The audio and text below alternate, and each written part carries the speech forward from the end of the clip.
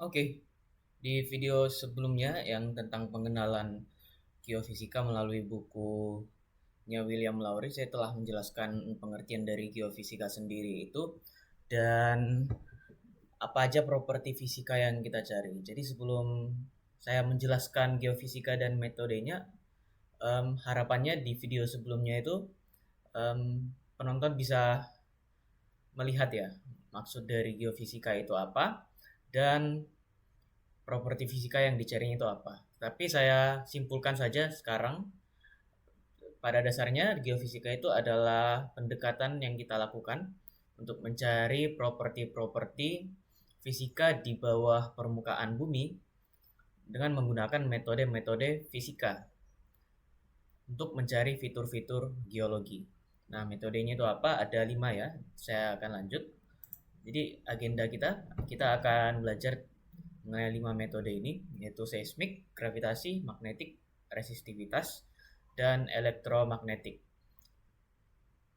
Oke, yang pertama metode seismik sendiri itu, ya seismik itu berasal dari kata seismos ya, Yunani, yang artinya gempa bumi. Jadi kita memanfaatkan gempa bumi untuk mencari properti di bawah permukaan bumi dan memetakan bawah permukaan bumi itu sendiri. Nah, kemudian gelombang seismik ini gelombangnya elastik dan merambat pada waktu terjadi gempa bumi. Nah, apa yang kita bisa anggap kalau ada waktu berarti gelombang seismik ini memiliki kecepatan seiring dia masuk ke dalam permukaan bumi atau merambat di sepanjang bawah permukaan bumi. Nah, ketika gempa bumi terjadi, stasiun penerima akan merekam dan menghasilkan suatu bentuk gelombang yang menunjukkan fluktuasi amplitudonya. Nah, prinsip yang kita pakai itu adalah prinsip Huygens, di mana setiap titik pada muka gelombang akan menjadi sumber gelombang baru. Jadi, apa yang dimaksud ini? Jadi, semakin dalam itu gelombang itu memiliki kecepatan yang berbeda-beda. Yang kedua itu hukum Snellius, di mana jika gelombang merambat dari medium kurang rapat ke medium lebih rapat, sudut biasnya bisa lebih kecil daripada sudut datanya. Kemudian asas Fermat, gelombang selalu merambat pada lintasan yang terpendek jaraknya. Nah, gelombang seismik ini sendiri terbagi menjadi 4 ya. Ada P wave, jadi gelombang primer. Gelombang ini bentuknya lurus ya, tercipta pada saat terjadi divergen ataupun konvergen. Kemudian S wave, secondary waves itu gelombangnya tetap lurus tetapi sambil naik turun seperti fungsi sinusoidal. Itu juga terjadi bersamaan dengan P wave tapi setelah P wave. Namanya juga sekunder. Rayleigh wave itu antara gelombangnya ini memutar. Jadi kalau kita lihat ini di punggungan bawah laut ini sifatnya memutar kan. Jadi gelombangnya ini ada gelombang Rayleigh wave seiring dia berjalan memutar dan saling ada yang bagian atas itu ada naik, bagian bawah itu turun, saling bertabrakan. Kemudian love wave itu antara gabungan S wave dan Rayleigh wave, di mana dia juga memutar. Oke. Kemudian metode seismik ini kita dipengaruhi oleh beberapa faktor, banyak faktor, misalnya litologi yaitu batuan. Tiap batuan itu mempunyai respon yang berbeda terhadap gelombang seismik, densitasnya juga, densitas dan porositas ini berarti densitas berarti tiap batuan itu ada massa jenisnya, maka gelombang seismik juga akan memiliki rambat yang berbeda pada setiap densitas yang berbeda. Porositas kan berarti ada ruang pori-pori di dalam batuan. Berarti ada kehilangan ruang ataupun kehilangan berat di dalam batuan itu sehingga gelombang seismik juga sifatnya berbeda. Kedalaman dan tekanan tentunya, umur batuan, frekuensi, dan temperatur. Kemudian macam dari metode seismik ini apa saja? Jadi kurang lebih metode seismik ini diukur menggunakan ini ya, seismometer seperti gambar ini, ada lilitan dan magnet untuk ini mengukur seismiknya, gigitan, magnet, dan akan dibaca oleh seismograf nantinya. Refraksi itu untuk mencari kecepatan primer dan kedalaman. Refleksi itu mencari impedansi atau hambatannya. Di video sebelumnya tentang pengenalan geofisika, saya menjelaskan bahwa gelombang primer ini itu kan dia cepat ya. Mau di medium yang padat maupun yang kurang padat itu dia sebenarnya tetap ada gelombangnya, tetapi yang membedakannya adalah dia terbiaskan.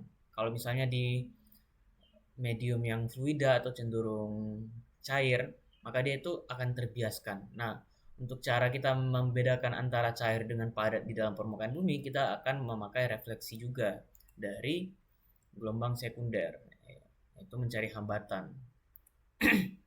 Kemudian ada MASW, Multi Channel Analysis of Surface Waves. Itu kita menggunakan gelombang sekunder. Mikrotremor kita digunakan untuk mencari ketebalan suatu bawah permukaan bumi, dan seismik pasif itu kita mencari gelombang sekunder 2 dimensi ataupun 3 dimensi serta struktur bawah bumi. Ini gelombang yang dipakai ini campuran ya di seismik pasif. Kemudian untuk mikrotremor sendiri kita itu menggunakan Rayleigh dominan, dan MASW kita gunakan Rayleigh wave surface. Refraksi kita gunakan P wave, dan kalau ada P wave berarti S wave itu akan ikut menyertainya. Outputnya seperti apa? Ini pembacaan di seismografnya nanti. Jadi ada perbedaan cepat gelombang terhadap waktu ya. Kemudian ini prinsip hukum Stelius. Kemudian ini ilustrasi pengukurannya. Jadi kita memasangkan seismometer pada setiap stasiun-stasiun, kemudian seismometer ini akan membaca apakah gelombang ini akan dipantulkan ataupun direfraksikan. Kemudian pembacaannya seperti ini. Kita bisa definisikan lapisan geologi, impedansi akustik, koefisien refleksi, wavelength, dan transmisi seismik. Oke, selanjutnya metode gravitasi. Metode gravitasi tentunya ini didasarkan pada pengukuran variasi medan gravitasi akibat variasi rapat massa atau densitas batuan di bawah permukaan. Hukum yang kita pakai untuk di bumi ini sebenarnya hukum Newton saja. Tapi saya perlu tegaskan bahwa gravitasi itu sebenarnya tidak sama dengan gaya, di mana berarti gravitasi itu adalah konsekuensi ketika suatu benda ini memiliki massa. Kalau suatu benda memiliki massa, dia akan melengkungkan ruang dan waktu di sekitarnya. Itu hukum dari Einstein ya. Tetapi untuk metode eksplorasi ini dengan menggunakan hukum gaya gravitasi Newton itu kita mampu melakukan eksplorasi. Hukum Newton yaitu gaya tarik menarik F antara dua massa M1 dan M2, dan dimensinya kecil terhadap jarak R kuadrat di antara mereka berbanding terbalik, dan dia itu konstanta gravitasi. Kemudian pengukurannya kita gunakan gravimeter dan mencari densitas batuan.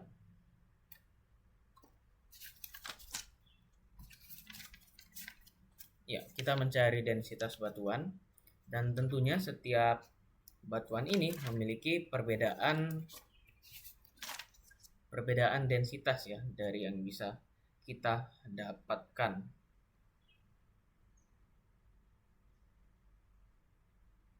Kita mencari densitas dari suatu batuan menggunakan medan magnetik. Kemudian tentunya ketika kita mengukur medan magnet di suatu tempat kita berdiri, pasti ada anomali gravitasi di sekitar, gravitasi benda lain yang mempengaruhi. Misalnya yaitu medan yang diakibatkan variasi topografi, pasang surut bumi, antara hubungan bulan dan bumi.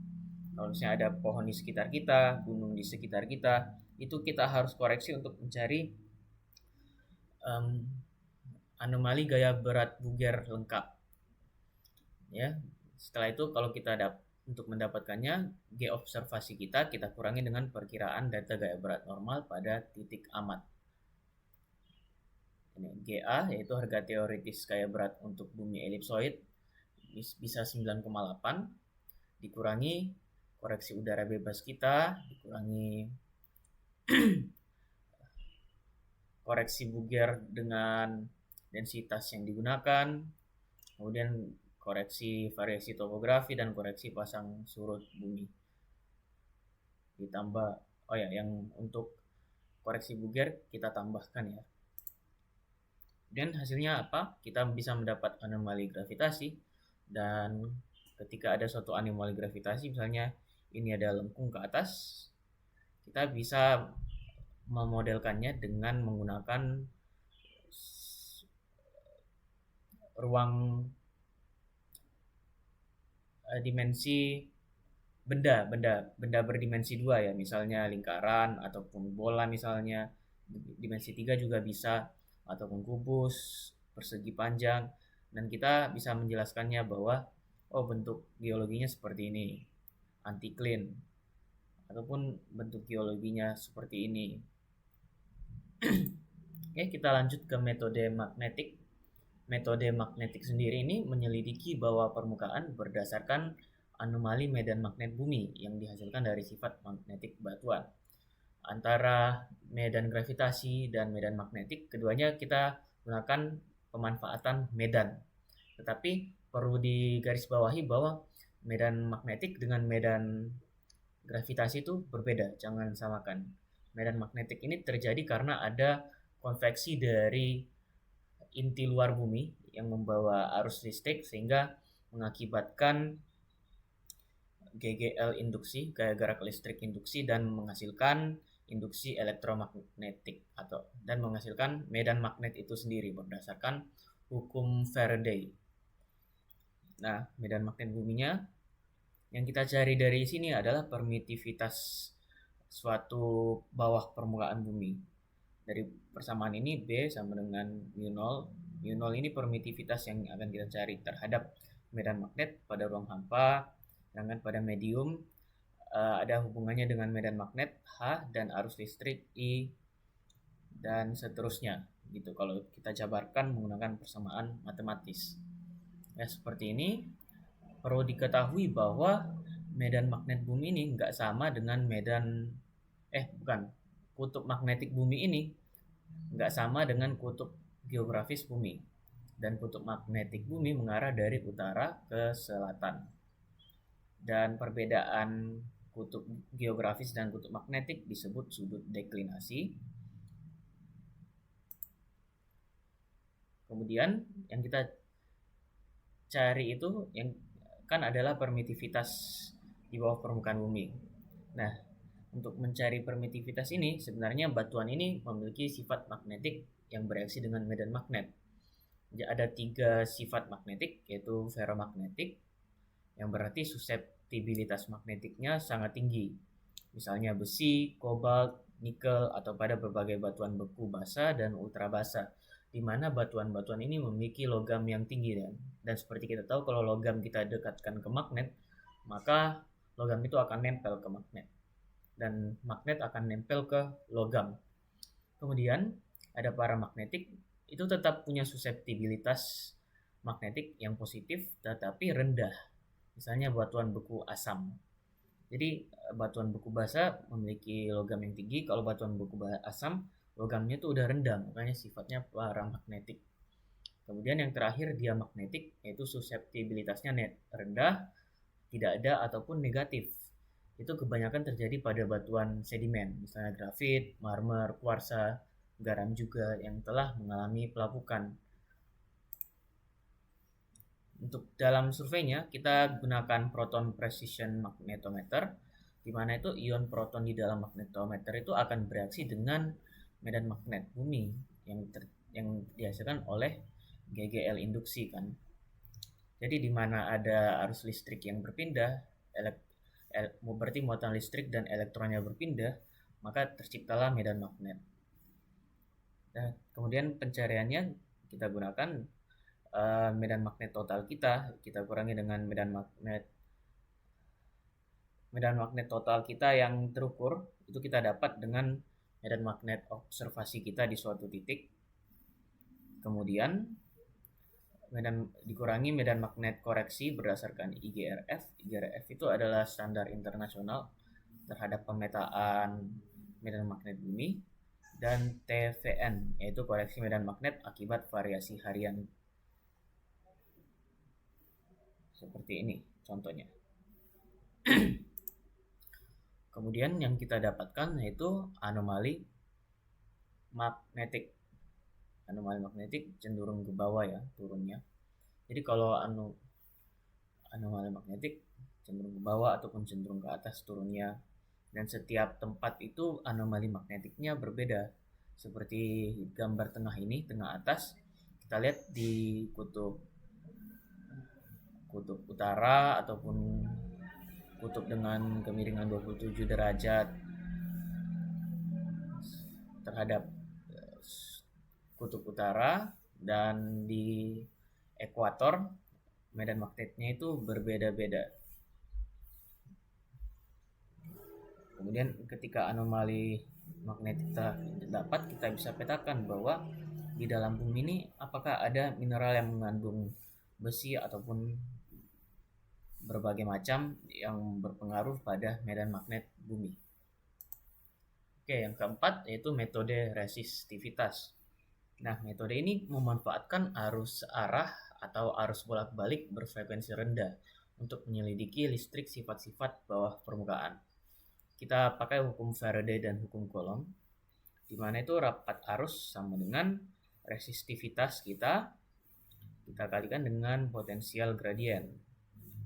Kemudian di hukum Coulomb sendiri, gaya listrik ini yaitu konstanta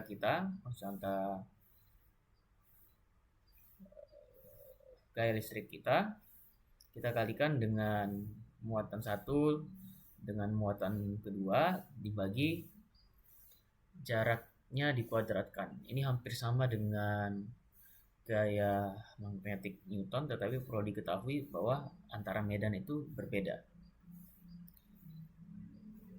Medan magnetik itu kalau saya jelaskan itu arahnya itu bisa menuju pusat ya, dimana-mana pun pasti arahnya itu menuju pusat. Tetapi medan magnetik itu arahnya itu bisa berbagai macam, bisa ke horizontal, bisa miring, bisa turun, mengikuti arah medan magnet bumi, dari itu positif ke negatif. Nah, kemudian yang kita cari itu apa? Yaitu resistivitas di dalam batuan juga, resistivitas di dalam batuan. Bahwa seberapa bagus batuan ini mengalirkan arus listrik atau seberapa buruk batuan ini mengalirkan arus listrik. Kemudian macamnya itu ada dielectric resistivitas, di mana metode ini metode aktif ya. Jadi kita injeksikan arus listrik dan potensial listrik ke dalam tanah, kemudian kita amati nih reaksi tanah terhadap arus yang kita injeksikan. Ada berbagai macam pengukuran berdasarkan jaraknya, yaitu konfigurasi Wiener, Schlumberger, double dipole, sangat berbagai macam dan unik. Dan kita lihat reaksinya seperti apa. Dan kalau kita analogikan, kalau kita punya tahanan, terus tahanan ini kita mau dapatkan informasi, makanya kita bawa ke kursi setrum lah untuk membuat dia ngaku. Memang agak sadis, tapi kurang lebih begitu. Kemudian induksi polarisasi ini kita memanfaatkan injeksi juga arus listrik, dan kita menyimpan sebuah kapasitas listrik di dalam tanah ini, dan ketika kita matikan injeksi kita akan lihat reaksi batuan ini yang kita injeksikan, apakah dia resistivitasnya tinggi terhadap arus kapasitas listrik yang telah kita injeksikan. Kemudian self potensial ini adalah cara pasif ya, dimana kita itu mengukur potensial alami tempat yang kita pijak di bawah permukaan dengan memanfaatkan elektroda-elektroda yang kita tanam. Jadi kita cuma amati aja. Anggapannya seperti dokter dengan stetoskop mengamati denyut jantung pasiennya. Kurang lebih sistem resistornya seperti ini yang kita gunakan. Kemudian yang kita dapat itu adalah pembacaan satu dimensi, misalnya terhadap kedalaman, kemudian 2 dimensi, kemudian 3 dimensi, dan setelah itu kita bisa petakan litologinya, batuannya. Di dalam itu apa saja dari yang kita bisa dapat, kita petakan seperti ini. Oke, lanjut ke metode elektromagnetik. Metode elektromagnetik itu apa? Ya, metode elektromagnetik berarti ada listrik dan magnet. Kita itu manfaatkan penjalaran gelombang elektromagnetik baik alamiah maupun buatan untuk mengetahui sifat fisik di bawah permukaan bumi. Dan metode ini mengikuti hukum Maxwell di mana medan magnet ini bereaksi juga terhadap arus listrik yang ada.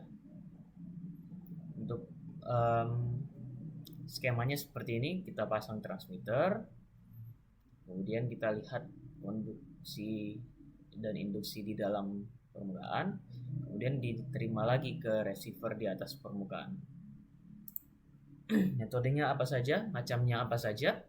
Yang pertama itu magnetotelurik, di mana kita itu mengukur perubahan medan magnet dan medan listrik secara alamiah. Jadi kita sisa pasang elektroda dan koil-koil kita, kemudian kita tunggu saja, kita lihat bagaimana reaksinya. Reaksi di bawah permukaan. Kemudian very low frequency, kita manfaatkan medan elektromagnetik yang dibangkitkan oleh pemancar radio berfrekuensi sangat rendah. Jadi kita berikan frekuensi rendah di pemancar radio kita. Kemudian kita lihat reaksi di bawah tanah itu seperti apa. Dan pemancarnya ini nggak harus di bawah ya, seperti di gambar. Ada juga yang langsung ditanam, ditancapkan ke tanah. Kemudian dalam beberapa hari kita amati. Ada ground penetrating radar atau bisa kita bilang georadar. Ini kita pelajari kondisi bawah permukaan berdasarkan sifat elektromagnetik dengan menggunakan gelombang radio dengan frekuensi 1 sampai 1000 MHz. Gelombang radio kita masukkan ke dalam tanah, kemudian tanah itu bereaksi dengan gelombang radio kita tangkap juga dengan receiver di alat kita. Biasanya ini kita bawa dengan mobil berjalan seperti pada gambar. Kemudian apa yang kita dapat dari sini? Kita dapat sifat-sifat konduktivitas dan resistivitas material kita. Misalnya air, udara di konstanta di elektriknya 1, konduktivitasnya 0, kecepatannya 0,3 dan sebagainya macam seperti ini. Oke, kurang lebih seperti itu ya. Ini hanya pembuka aja, pengenalan singkat supaya penonton bisa memahami seperti apa sih metode-metode geofisika itu.